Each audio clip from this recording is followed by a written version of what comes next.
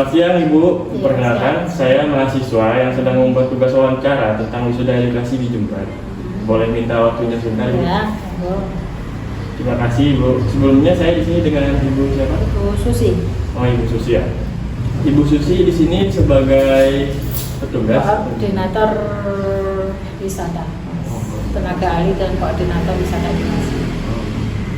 Kalau boleh tahu, mungkin sejarahnya terbangunnya tempat wisata penelitian kopi kakao ini bagaimana ya? Kalau untuk Puslit sendiri itu didirikan pada tanggal 1 Januari 1911. Itu belum ada wisata edukasinya. Nah, untuk wisata edukasinya baru tercetus di bulan Mei 2016. Itu masih baru ya. Nah, kenapa kita membuka wisata itu? Karena dulunya untuk pusat penelitian kopi kakao itu hanya orang-orang terbatas saja yang bisa masuk ke Puslit Koka. Nah, daripada kita sendiri warga Jember tidak tahu di situ ada produk atau tanaman kopi dan kakao, jadi kita buka wahana. Nah, itu untuk umum. Nah, jadi kan semua orang bisa masuk ke sini. Kalau dulu karena memang kita bergerak di bidang riset, jadi hanya tertentu yang bisa masuk ke Puslit, dan itu pun harus ada surat pengantar atau surat izin. Nah, biasanya dulu dari instansi yang bisa masuk. Tapi dengan adanya paket wisata, buka wisata itu semua personel, semua kalangan bisa masuk ke Puslit. Tapi tujuannya di wisata. Nah, kelebihannya di kita wisatanya itu adalah wisata edukasi. Jadi pengunjung atau warga itu bisa selain berwisata ya, bersenang-senang, kita bisa juga mendapatkan ilmu tentang tanaman kopi dan kakao. Nah, selama ini kan untuk warga Jember sendiri nggak tahu ya, bisa minum kopi, bisa minum coklat, tapi nggak tahu kalau di Jember itu ada penghasil kopi dan coklat yang baik, gitu, yang berkualitas ya. Gitu. Makanya sekarang sudah dikenal dengan masyarakat kita sendiri. Gitu. Sebagai tempat wisata, ini kan tadi kata Ibu sebagai tempat edukasi. Apa saja kegiatan edukasi yang bisa dilakukan pengunjung ketika datang ke tempat wisata kakao? Nah, untuk paket wisata itu kita ada keliling kebun, Mas. Keliling kebun itu nanti kita edukasikan tentang tanaman kopi sama kakao. Di situ kan ada budidayanya, ada kegiatan-kegiatan yang ada di kebun ya. Nah, terus yang paket kedua itu adalah paket tur pabrik. Nah, tur pabrik itu melihat bagaimana cara kita mengolah kopi dan kakao dengan benar yang sesuai dengan SOP-nya Puslit. Dan sekalian bisa melihat hasil karya kita di alat-alat mesinnya. Tuh. Jadi alat-alat mesin yang kita gunakan itu buatan kita sendiri juga. Terus ada ketiga itu ada paket van coklat atau kelas coklat, itu pengunjung bisa ngambil paket itu dengan harga yang berbeda ya. Itu pengunjung bisa mencetak, bagaimana cara mencetak coklat ya, dari formula bisa jadi permen yang berbentuk pralin atau yang berbentuk bar. Nah, di situ. Terus yang selanjutnya juga kita ada paket barista. Barista itu cara meracik kopi ya, udah tahu ya, itu cara meracik kopi, itu juga ada paket tersendiri, dan itu pun dilakukan di jam-jam tertentu. Nah, semua paket yang kita tunjukkan itu harus komunikasi terlebih dahulu. Jadi biar kita bisa menyesuaikan apa-apa yang mau kita siapkan dan biar tidak tempuk sama yang pengunjung yang lain. Dengan biaya yang berbeda-beda.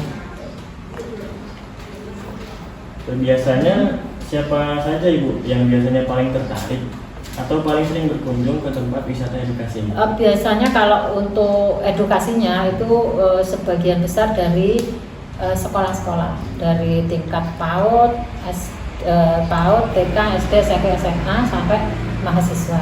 Itu biasanya ada kayak semacam, kalau mahasiswa itu semacam kunjungan industri. Dan itu di situ juga kita ada paket paket narasumber sendiri atau kita pakai narasumber yang reguler. kalau pakai narasumber yang fokus ya, itu ada biaya sendiri juga. Kalau buat waktu Bu, kapan sih yang biasanya waktu paling ramai atau paling cocok untuk para pengunjung datang ke tempat wisata Kakao ini? Kita setiap hari buka. Oh, setiap hari. Jadi, tapi kalau untuk sekolah-sekolah biasanya itu saya sarankan di hari efektif. Di hari efektif Senin sampai Jumat. Kenapa? Karena di situ terutama yang di pabrik ya, di pengolahan itu untuk proses produksinya kita tiap hari. Nah, untuk di hari Sabtu Minggu, nah untuk yang saat ini Minggu itu kita off yang di pabrik. Makanya kalau mau keliling mau wisata, kalau di hari Minggu hanya bisa keliling pabrik, cuma tidak bisa melihat kegiatan proses yang di sana. Jadi hanya bisa melihat alat-alatnya saja, termasuk di kebun gitu. Makanya untuk yang dari sekolah-sekolah disarankan hari efektif di hari Senin sampai Jumat. Karena nanti di hari Sabtu itu biasanya Sabtu Minggu itu kebanyakan dari non sekolah gitu, umum lah ya, dari masyarakat umum gitu. Kalau di anak-anak sekolah kan kita butuh fokus, jadi materi yang kita sampaikan juga fokus, yang menerima materi itu juga fokus gitu. Biasanya ada perbedaan harga nggak Bu antara? Enggak, Oh, sama, tetap sama. Ya. Kalau boleh tahu, sebenarnya tempat wisata edukasi kebun coklat dan kopi ini, Kakao ya? ya benar, berada di kawasan seperti apa dan mengapa tempat wisata ini dibangun di daerah kawasan sendiri? Karena memang kantornya di sini. Ya, karena memang dari didirikannya, kita ada kantor yang di PB Sudirman, itu ada, tapi sudah banyak yang aktifnya di sini semua. Kenapa di sini? Karena memang kantornya di sini. Mungkin selanjutnya wisata edukasi seperti kebun coklat atau kakao ini, Kebun kakao ya. Perlu terus dikembangkan dan diperkenalkan kepada masyarakat luas. Ya perlu lah. Perlu. Oh. Kita nggak perlu memperluaskan karena kita memang sudah internasional ya. Kita sudah taraf internasional, kita sudah dikenal dari pihak luar. Cuman kan kemarin itu tetangga sendiri tidak tahu, makanya dengan adanya paket wisata itu semua bisa masuk. Kalau dulu kan hanya tertentu kedinasan. Nah untuk saat ini no problem, siapa saja yang mau kesini silakan. Baik Bu, mungkin sudah selesai. Oh gitu ya, ya. Terima kasih ya Bu atas waktunya. Ya, semoga tempat wisata kakao ini lebih terkenal, lebih keluar. Ya. Selamat siang Mbak, perkenalkan saya mahasiswa yang sedang membuat tugas wawancara tentang wisata edukasi di Jember. Boleh minta waktu sebentar Mbak? Terima kasih. Sebelumnya saya di sini dengan Mbak siapa? Saya Dinda. Oh, baik, dengan Ibu Mbak Dinda sendiri di sini bertugas sebagai apa Bu? Saya sebagai penjaga tiket masuk sama parkir di depan. Baik, sebagai tempat wisata, apa saja kegiatan edukasi yang bisa dilakukan pengunjung ketika datang ke tempat wisata kakao ini? Sebagai pengunjung, kita bisa cetak coklat. Kita belajar di sana gimana cara mengolah kakao untuk menjadi coklat. Lalu di dalam ada pabrik juga, kita tahu prosesnya gimana kopi menjadi bubuk kopi, menjadi minuman, coklat juga jadi coklat batangan, minuman dan banyak hal. Bisa jadi sabun juga. Berarti pengunjung di sini bukan hanya datang untuk berwisata saja ya? Iya, tapi kita juga soalnya wisata, jadi edukasi sama wisata. Biasanya siapa saja yang paling tertarik atau paling sering berkunjung ke tempat wisata kakao ini? Apakah anak-anak mungkin saja, mahasiswa atau keluarga yang sedang berlibur? Di sini karena wisata ya, jadi banyaknya itu anak sekolah seperti TK, SD. Ya kembali lagi karena ada cetak coklat, jadi mereka juga bisa bermain sambil belajar. Biasanya waktu yang paling ramai atau paling cocok bagi pengunjung untuk datang ke tempat wisata apa? Biasanya untuk anak sekolah itu bebas di hari biasa bisa booking dulu ke sini. Tapi kalau ramenya biasanya hari Sabtu sama Minggu, hari-hari libur nasional juga ramai. Apakah biasanya ada perbedaan mereka antara hari libur atau Kita sama di sini, per orang 5.000, untuk patinya sama.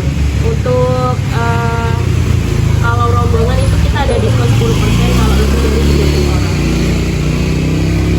Baik, terima kasih ya Mbak atas wawancaranya. Maaf mengganggu waktunya ini. Terima kasih ya Mbak. Ya.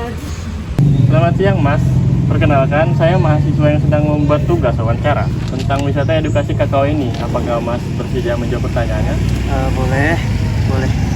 Sebelumnya di sini saya dengan Mas siapa? Saya Danus. Mas Danus sendiri di sini pengunjung ya? Iya betul, saya pengunjung hari ini. Mungkin buat Mas Danus sendiri, apa hal yang paling membuat Mas tertarik ketika pertama kali datang ke tempat wisata edukasi kakao ini? Oke, tempat yang pertama kali aku menarik di sini ya, itu ada mengolah kopinya di sini itu kayaknya menarik deh dari tempat-tempat yang lain seperti itu. Menurut Mas Danus, mengapa wisata edukasi kebun coklat ini menarik untuk dikunjungi dibandingkan tempat wisata lain? Oke, itu sebetulnya ya saya itu tertarik ke sini itu gara-gara proses dari mengolah bahan kopi dan coklat itu punya proses tersendiri atau berbeda gitu dari tempat-tempat proses coklat dan kopi yang lain seperti itu. Bagaimana kesan Mas setelah berkeliling dan melihat langsung proses pengolahan kopi dan coklat di tempat wisata ini? Prosesnya begitu menarik dan entah kenapa membuat saya terpukau dari hal-hal prosesnya seperti itu. Jadi itulah. Baik, Mas, terima kasih banyak atas waktunya dan jawabannya. Semoga liburannya menyenangkan ya, Mas. Baik, terima kasih juga. Halo, permisi Mas. Ini Masnya jualan apa? Jualan ayam kampung. Oh, siapa nama Masnya? Nama saya Holis. Oh, oke. Gimana Mas omset perharinya? Kalau untuk omset perharinya ini tidak nentu. Kadang ya ayamnya habis, kadangnya juga ada sisanya. Oh, oke. Apakah ada kenaikan harga Mas di ayam ini, Mas? Kalau untuk kenaikan harga itu memang dari bulan Ramadan sampai saat ini sih terus melambung. Oh, naik. oke. Kira-kira kenapa Mas harga ayam ini kok bisa naik sekarang? Kalau untuk kenapa harga ayam kampung ini naik, karena satu, pembelian pakannya itu sekarang naik juga. Pokok intinya di bahan pokoknya. Terus yang kedua, sedikit minatnya untuk masyarakat untuk ternak ayam kampung di situ. Oh, gitu ya. Terus kenaikan harga ini terjadi di sini aja apa di semua tempat tuh Mas? Kalau untuk kenaikan harga itu di semua tempat, bahkan di setiap kota itu naik semua dari Semua kemarin. kota gitu ya, Mas? Semua kota. Oh, oke. Kira-kira kapan sih Mas harga ayam mulai naik? Kalau harga naiknya itu yaitu dari bulan Ramadan sampai sekarang tetap masih naik, nggak ada keturunan.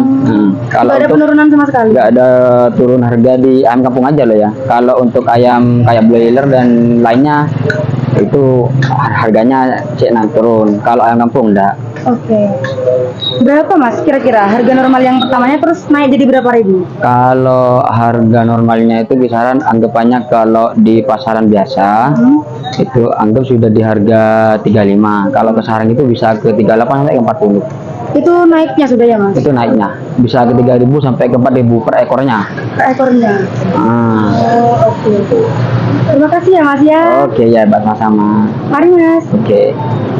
Permisi Mas, sebelumnya perkenalkan dulu ya, kami dari Winas ada tugas mewawancarai Masnya tentang kenaikan harga di pasar. Sebelumnya, ini siapa nih nama Masnya? Farul. Ini Masnya Mas Farul ya? Nah, kira-kira Masnya jual apa? Ayam. Ayam ya? Itu kira-kira Masnya tuh bagaimana omset perharinya? Kalau untuk omset sih belum pasti, cuman ya kadang ya bisa nyampe satu harinya itu 800. Gitu ya Mas? Terus apa ada kenaikan harga Mas? Ada. Ada ya? Terus kenapa Mas kok bisa harganya ayam ini naik? Faktor pertama, usia ayam kurang tua, Oh gitu ya. Terus? jadi akan terjadi kayak kelangkaan ayam di daerah Jember, entah itu di Gresik, Banyuwangi, semua daerah pasti sama. Oh gitu ya Mas ya? Berarti semua kayak kota tuh sama? Sama. Terus kenaikan harga ini terjadi di sini aja apa di semua tempat? Semua tempat. Semua tempat ya Mas? Ya. Terus kapan Mas kira-kira harga ayam ini mulai naik? Insya Allah kalau tidak salah sih 2 minggu lalu. itu bisa naik ya Mas? Ya, Berapa harga normal ayamnya tuh Mas biasanya? tergantung ukuran. Kalau ukuran dari ukuran paling kecil ya 35, sedang 40, besar 45, kadang ada yang 50. Ini naik tuh berapa ribu Mas? Paling besar sudah insya Allah 2000 3000. Oh gitu. Ya sudah. Terima kasih ya Mas ya. Ya. Mari. Ya.